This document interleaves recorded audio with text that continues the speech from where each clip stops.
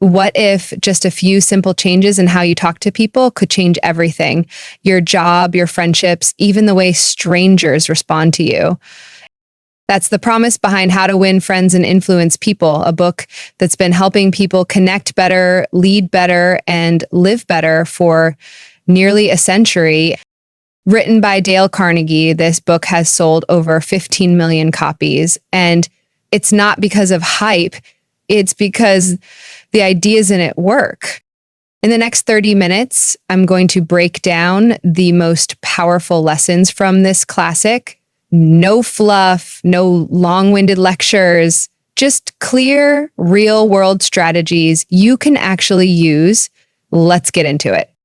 This book isn't just about winning friends. It's about changing how you move through the world, how people see you, how they respond to you, and how much influence you carry in everyday life.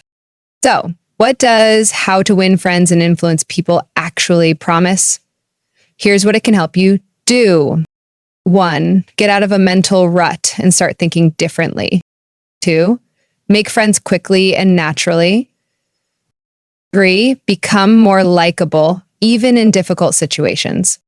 4, get people to see things your way without fighting about it. 5, build up your influence, your confidence, and your ability to lead. 6, handle complaints without turning things ugly. 7, become someone others enjoy listening to. Inspire people to take action, not because they have to, but because they want to. These small stuff, these are real changes that touch almost every area of your life. Let's talk about what that looks like in the real world. In leadership, these principles help you lead without barking orders. You learn how to guide people instead of pushing them. It's the difference between a boss people fear and a leader people follow. In sales, total game changer. People buy from those they trust, and trust doesn't start with a pitch, it starts with connection. Dale Carnegie shows you how to build that connection from the first conversation without sounding fake. In marriage or parenting, this book helps you stop reacting and start understanding. Instead of trying to win an argument, you learn how to win trust. Instead of snapping back, you pause, listen, and speak in a way that lands better. It won't make your problems disappear, but it helps you handle them better. And that's everything. In networking and friendships, the book makes it easier to be someone others want to be around. It gives you a new lens. You start seeing what people need, not in a manipulative way, but in a human way. You realize people aren't complicated. They just want to feel seen, heard, and valued. What's wild is that none of this is high-level theory. It's not some long-winded philosophy. The book is full of stories and real-life examples from presidents, CEOs, everyday people, showing how small shifts in behavior changed outcomes in big ways. How a little appreciation turned around a failing team. How listening, not talking, won a tough negotiation. How asking questions instead of giving commands boosted respect and results. And here's the part that really sticks. This stuff is timeless. The book came out in the 1930s, but it still works today. Why? Because people haven't changed. We still want to feel important. We still want to be respected. We still pull away when criticized and lean in when appreciated. Carnegie just knew how to explain it better than anyone else. You don't have to be naturally charismatic to use these ideas. You don't need a loud voice or a flashy personality. You just need to care about how you make people feel and be willing to practice a better approach. So if you've ever felt like people don't listen to you or that your words don't land the way you meant them to, this book offers a way forward. It helps you stop pushing people away without realizing it. And it gives you the tools to connect, influence, and grow without pretending to be someone. To stick around, we're just getting started. Here's the truth nobody really tells you. Most people don't want advice. They want to feel understood. That's where Dale Carnegie starts, with the real basics of human behavior. Part 1 lays down 3 simple rules, but they hit hard. If you get these right, everything else becomes easier. 1, don't criticize, condemn, or complain. Sounds obvious, right? But it's not. It's instinct. Someone messes up and our first reaction is to point it out. We think we're being helpful. We're not. We're just making them defensive. Carnegie opens with the story of Two Gun Crowley, a cold-blooded criminal. When police finally caught him after a dramatic shootout, he wrote a letter as bullets flew past his head. In it, he said, "Under my coat is a weary heart, but a kind one that would do nobody any harm." That's wild. Even people who do terrible things rarely see themselves as wrong.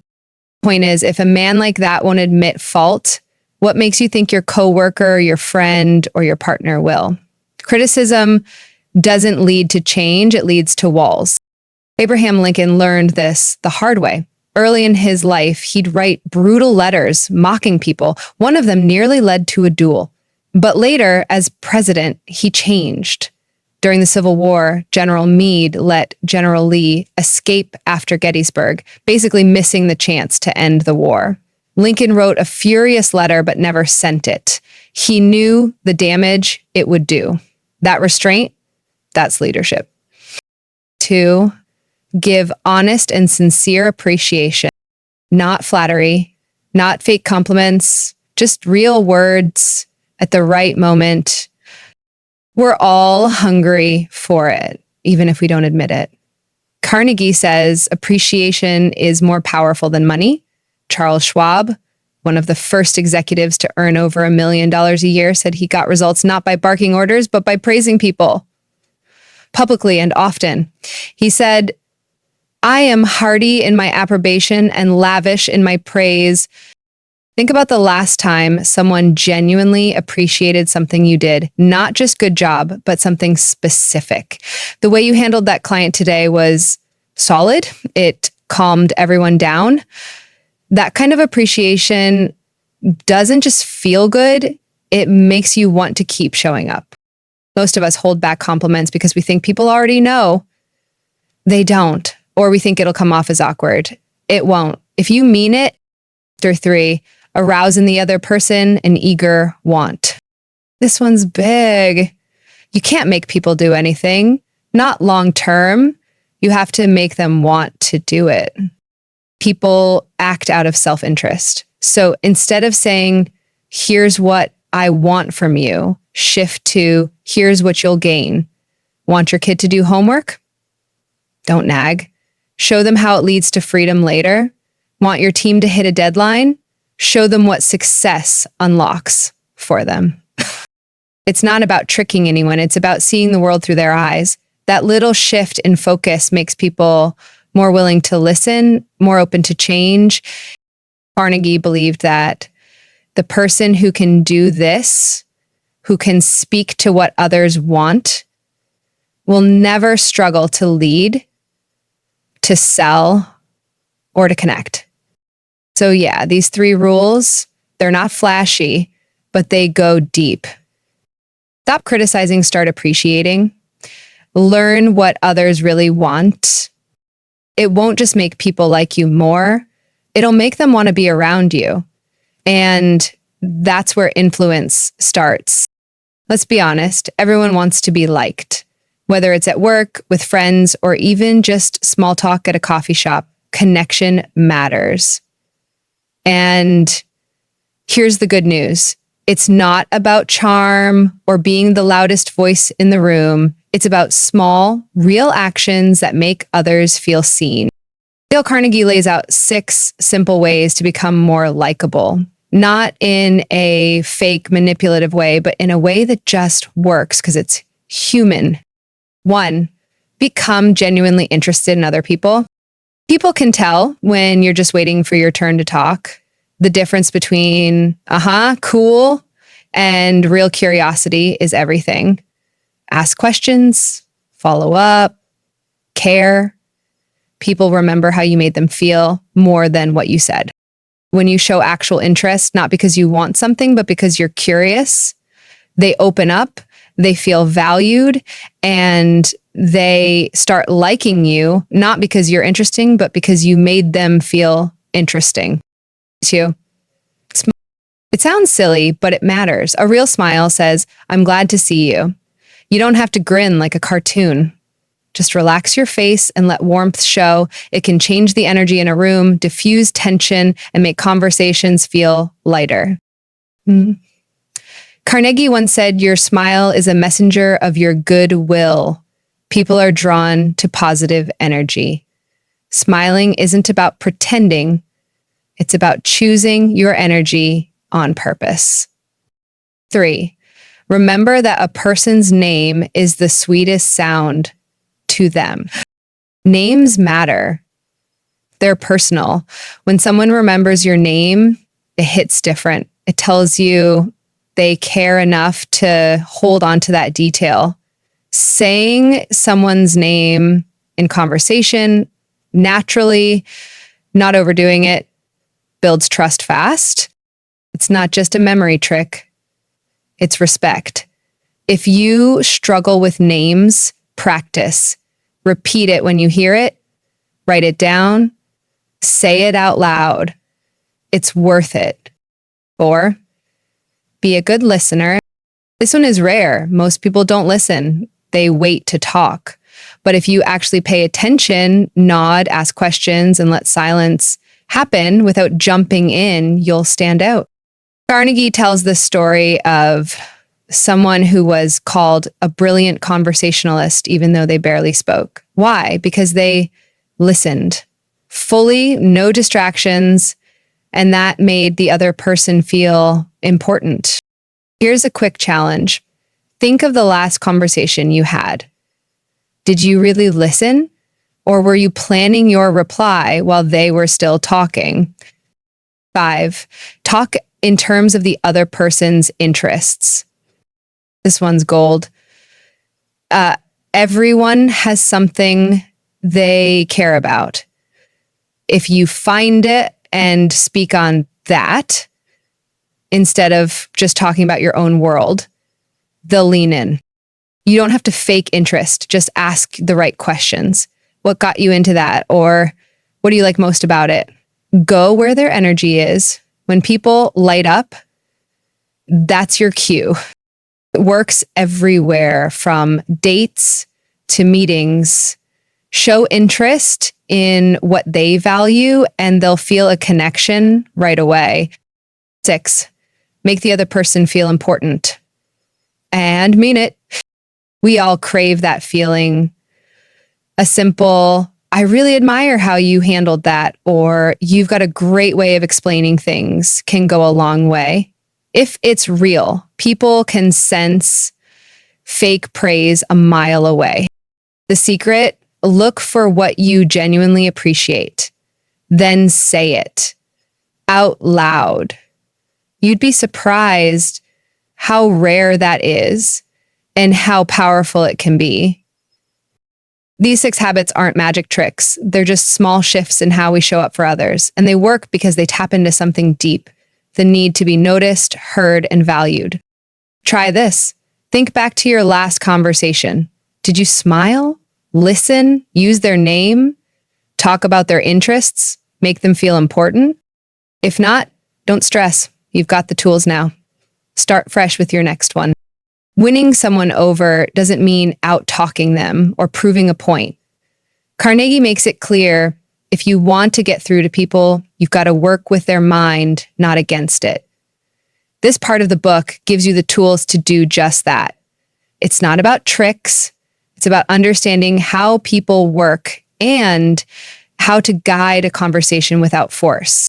First step, avoid arguments. Sounds counterintuitive, right? Most people think if they have the facts, they'll win, but arguments rarely change minds. More often, they just harden positions. Even if you win, you lose because the other person walks away bitter, not persuaded.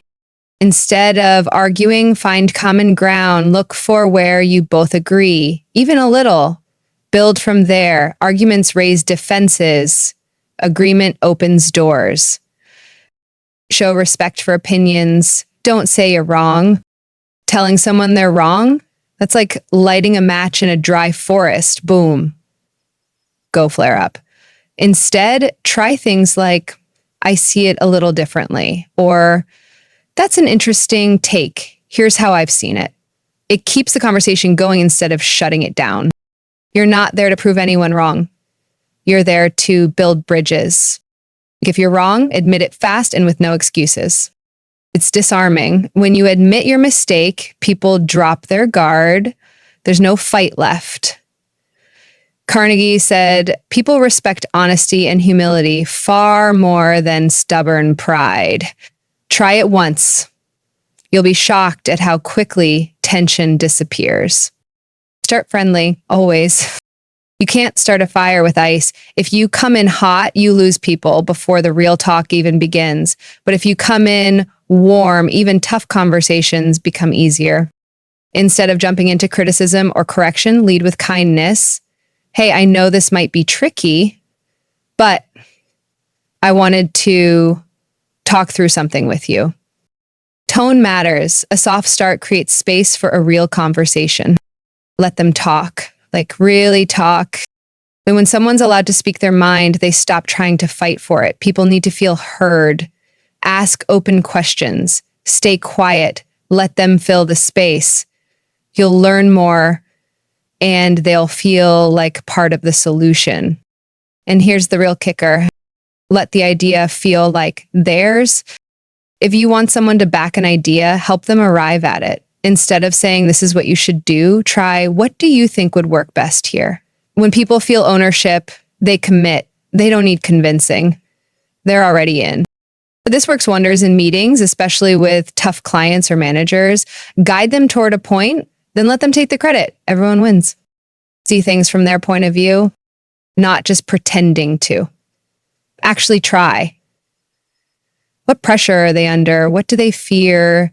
What would you feel if you were in their shoes? Empathy doesn't weaken your position. It strengthens it. Because when someone feels understood, they stop resisting. Sympathize with their feelings. Even if you don't agree, you can say, I get why that would be frustrating. Acknowledging someone's emotions creates trust. They don't feel judged. They feel seen. Appeal to something higher. Sometimes logic won't work, but values will. Want someone to act better? Don't shame them. Remind them of who they want to be. You've always been someone who looks out for the team. I really admire that. That hits deeper than any data ever will. Dramatize your ideas. People remember stories, not stats. Turn your idea into something visual, something real. Instead of, we'll save time, say, that's 2 hours you'll get back every week, almost a full day, every month. Paint the picture. Throw down a challenge. This one's about tapping into pride in a good way. People like rising to a test. If you frame something as a goal, a target, a challenge to beat, they'll lean in, use it to energize, not to intimidate. In the end, winning people to your side isn't about talking louder or pushing harder. It's about listening more, respecting their view, and giving them space to come with you willingly. You're not forcing anything. You're inviting them in. And that's where real influence lives. Changing people is hard, not because they're stubborn, but because nobody likes to feel small. The moment someone feels attacked, they shut down, or worse, they fight back. Dale Carnegie understood this deeply. That's why this part of the book isn't about control. It's about leading in a way that makes people want to follow. Let's break it down. Start with praise and real appreciation. Before you correct someone, give them credit for what they're doing right. It puts them in a better frame of mind. Nobody likes hearing what they did wrong first thing. A genuine compliment doesn't just soften the blow, it builds trust. Something as simple as, I've really appreciated the energy you've been bringing to the team before giving feedback makes a huge difference. It shows you're not just here to pick them apart, point out mistakes gently, don't be blunt. Calling someone out directly often backfires, but when you point out an issue in a softer, roundabout way, they're more open to hearing it. For example, instead of saying, you messed this up, try, hey, I noticed something we might want to tweak next time. You're still addressing the issue, but without making them feel cornered. Talk about your own slip-ups first. This one's powerful. Before criticizing someone, share a time you got it wrong. It drops the ego from the conversation. When you say, I've definitely made that mistake before, it becomes a shared learning moment, not a judgment. People are way more willing to grow when they don't feel like they're being lectured. Ask, don't command. Nobody likes being told what to do. But ask a question like, what do you think about trying it this way? Or could we give this a shot? And now you're inviting, not ordering. This works everywhere. In relationships, parenting, business, it gives the other person a voice. And people support what they help create. Let them save face. When someone messes up, don't put them on blast. Avoid embarrassing them, especially in front of others. Say less. Pull them aside. Keep their dignity intact. You might not realize how deeply a public correction cuts, but people remember how you made them feel. Letting them keep their pride goes a long way. Celebrate progress, even if it's small. Change takes time. If someone's trying, point it out. Praise isn't just for big wins. It's fuel. I noticed how you handled that meeting differently today. That was great. Little encouragements keep momentum going. And when people feel progress, they stay motivated. Give them a reputation to rise to. Want someone to improve? Speak to their better side. Say things like, you've always been someone who takes pride in doing things right. It gives them an identity to live up to. People don't want to let down the version of themselves you just believed in. Be their cheerleader. Instead of focusing on what's broken, focus on what's possible. Use encouragement to make change feel doable. You're already halfway there. I know you've got the ability to turn this around. It's not about sugarcoating. It's about showing belief, especially when they don't feel it themselves. Make the fix feel easy. If someone feels like the task is too big, they won't even try. But if you say, it's just a small adjustment, or this is a simple tweak, you remove that fear. You're helping them see it's not a mountain. They just need to take one step. End on a positive challenge. Wrap it all up with a tone that lifts, not scolds. Make them feel like they're trusted to do the right thing. When people walk away feeling capable, they're more likely to act. At the heart of it, this chapter is about influence without ego. It's about correcting without crushing. The best leaders don't leave people feeling small. They leave them feeling inspired to grow. There's something about this book that goes beyond its tips and tricks. Buried between the lines are stories that stick with you, little moments that quietly say, this works. One of the most powerful stories comes from a guy who ran a business with over 300 employees. Before taking Carnegie's course, he ruled by fear. No smiles, no thanks, just cold orders. People avoided him like the plague. But after applying just a few principles, especially honest appreciation, things changed. One day, the janitor even called him by his first name. That might sound small, but it meant everything. Respect had replaced fear. Carnegie didn't come up with this stuff by guessing. He built it through experience. His classes were like human labs. Real people brought real problems. Messy marriages, angry customers, low-performing teams.